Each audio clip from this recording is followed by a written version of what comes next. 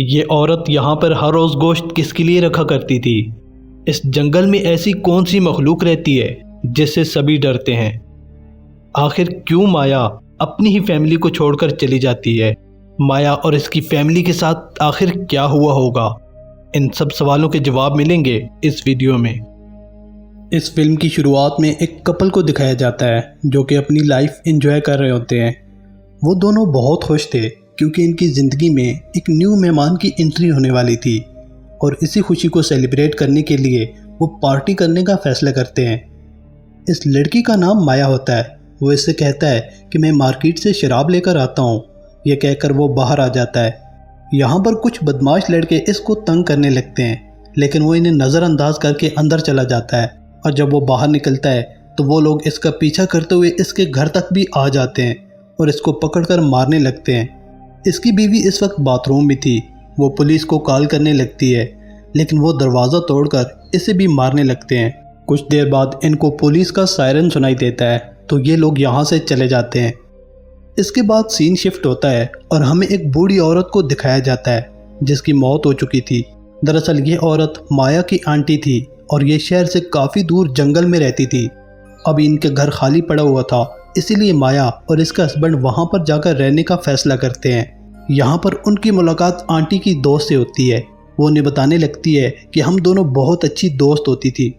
फिर वो उनको एक छोटे से दरवाजे के पास लेकर आती है और बताती है कि तुम्हारी आंटी हर रोज़ यहाँ पर एक गोश्त का टुकड़ा रखा करती थी। ये सब कुछ सुनकर माया काफ़ी हैरान होती है कि वो ये सब किसके लिए रखा करती थी, जिस पर वो इन्हें बताती है कि इस दरवाजे की दूसरी तरफ जंगल में कुछ बोने लोगों का ग्रुप रहता है। वो उन्हें हर रोज़ खाना खिलाती थी और चूंकि अब तुम यहाँ पर रहने के लिए आई हो तो तुम्हें भी ये रवायत बरकरार रखनी पड़ेगी। जिस पर माया मान जाती है कि ठीक है, मैं इन्हें खाना खिला दिया करूँगी। अब ये दोनों मार्केट में शॉपिंग के लिए जाते हैं ताकि अपनी ज़रूरत की तमाम चीज़ें खरीद सकें। जब वो शॉपिंग करके काउंटर पर आते हैं तो स्टोर का मालिक इनसे पैसे नहीं लेता कि आपकी आंटी बहुत अच्छी इंसान थी, इनके मुझ पर बहुत सारे एहसानात हैं, मैं आप लोगों से पैसे नहीं लूँगा। ये सब कुछ देखकर वो बहुत खुश होते हैं और वापस आ जाते हैं। दूसरे दिन सुबह जब ये उठते हैं तो इन्हें ऐसा लग रहा था कि जैसे इनके घर में कोई चोर घुसा है, लेकिन जब वो जाकर देखते हैं तो ये उनके हमसाए होते हैं जो इनका सामान ठीक कर रहे होते हैं। माया को इन लोगों की ये हरकत काफ़ी अजीब लगती है, लेकिन फिर भी वो इनका शुक्रिया अदा करते हैं। इसके बाद माया अपनी आंटी की कब्र पर जाती है। वहाँ पर इनको चर्च के फादर भी मिलते हैं। वो इन्हें बताता है कि तुम्हारी आंटी की एक छोटी सी बेटी भी थी जो गुम हो गई थी और आज तक इसका कोई पता नहीं चला। ये सुनकर वो काफ़ी हैरान होती है। वापस आते हुए इनको वही औरत मिलती है। वो इनसे इस बच्ची के बारे में पूछने लगती है, जिस पर वो इन्हें सच बताती है कि तुम्हारी आंटी ने अपने हस्बैंड की बीमारी को ठीक करने के लिए उन बोने लोगों से ये कमिटमेंट की थी और उनको अपनी बेटी दे दी थी। मगर माया को इसकी बात पर यकीन नहीं होता और वो वापस आ जाते हैं। अब माया अपने घर पे होती है। वो वॉशरूम में नहाने के लिए जाती है तो खिड़की में विलन के बेटा इसको घूर रहा होता है। वो देखकर चीख मारती है और डर कर बाहर भाग जाती है। विलन इनसे माफ़ी मांगता है कि मेरे बेटे की इस हरकत पर मैं काफ़ी शर्मिंदा हूँ, उसे माफ़ कर दें, और वो अपने बेटे को मारने लगता है, लेकिन माया उसे छुड़वा लेती है। अब माया एक प्लेट में गोश्त के टुकड़े को रखकर इन बोने लोगों के लिए रख देती है।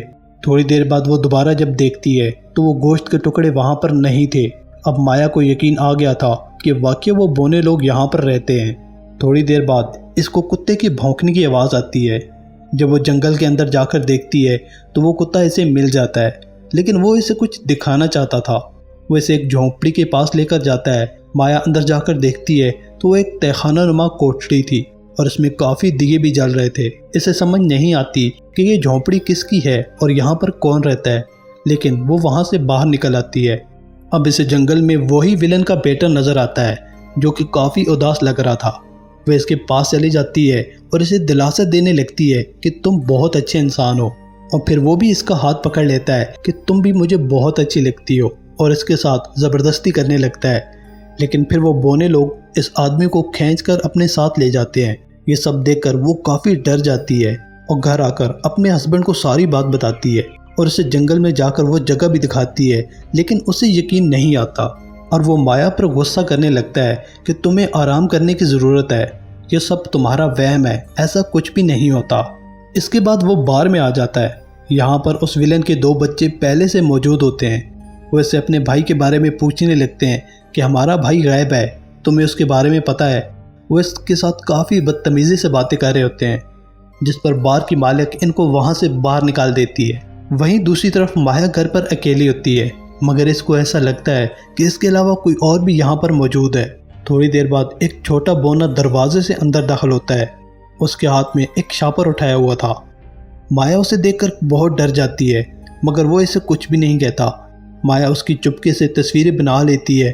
वो इसे शापर देकर वापस चला जाता है। माया जब उसके अंदर देखती है तो उसी विलेन के बेटे का सर होता है और उसे देखकर वो काफ़ी घबरा जाती है।